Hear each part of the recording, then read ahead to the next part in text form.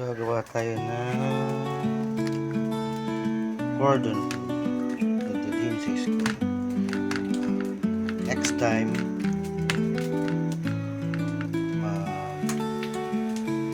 gagawa ko ng video about how to make cordon. So, abang-abangan niyo yan sa susunod. Marami pa tayong gagawing vlog about sa pagluto. Ito ay kinamay ko na, nagugas na muna. Importante, malinis yung kamay. From here,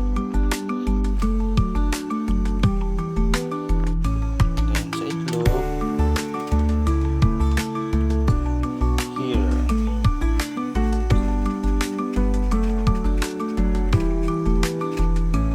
Pag-test ng mantika, mainit na. Kuha lang kayong konting tubig or bisikan nyo. Pag ganyan, ibig sabihin nun, nawala agad yung tawag dun, tunog na yun. So yun, mainit na yan. So, lalagay na natin siya sa medium heat. Salang na natin.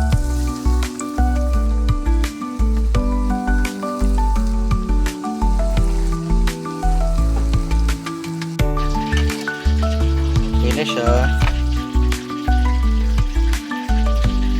So, set aside muna natin siya para lumamig. Mamaya natin i-hiwain. Mag-prito kayo na may breadcrumbs yung isa. Unahin nyo yung may breadcrumbs kasi ang breadcrumbs pagkatapos yan natatanggal, madali lang matanggal. Unlike yung dun sa may arena lang, pag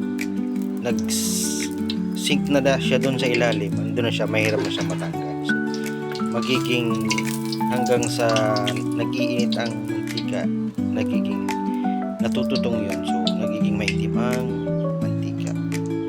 Mahirap mo siyang tanggalin tulad nito. Ito sa breadcrumb to. So, mas madali siyang matanggal. So, ngayon, sunodin natin yung manok.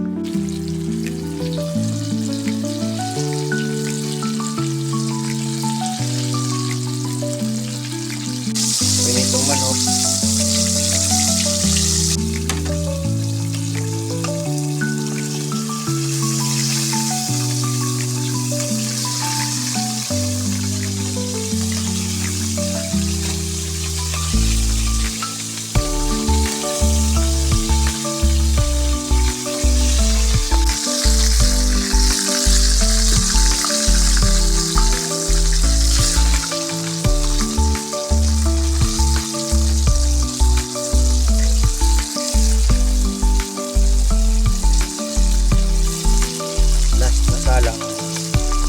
ngayon habang pinapalamig natin yung cordon bleu, gagawa naman tayo ng sauce ng cordon bleu.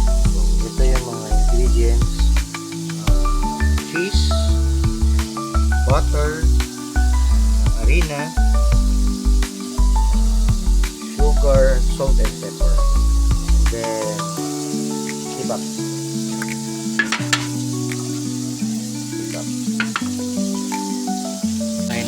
Butter. Pag tunaw ng butter, sunod natin ang harina. Then, haluin.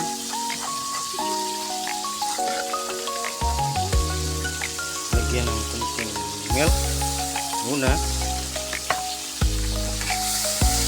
para makitang lumapot siya. Pag ganyan na, lagay mo na ang kabuuan. Haluin.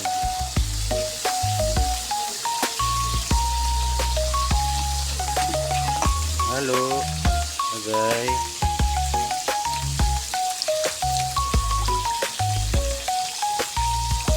Sa akin, ang isang lata ng ibap, yung 360 ml ay katumbas ito ng para sa 6 na pirasong cordon bleu.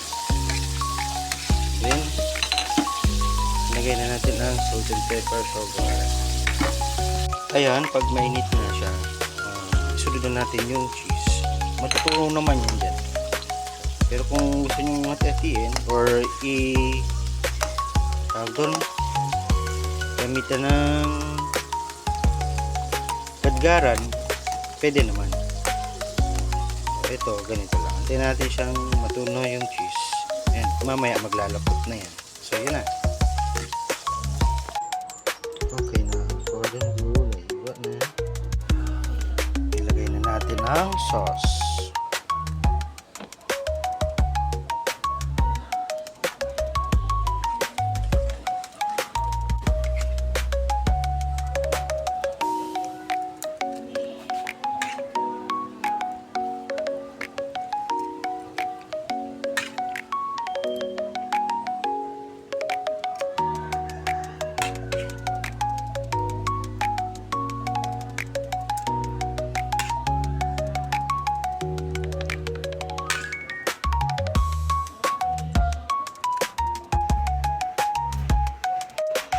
Okay na ang ating cordon bleu at ang chicken.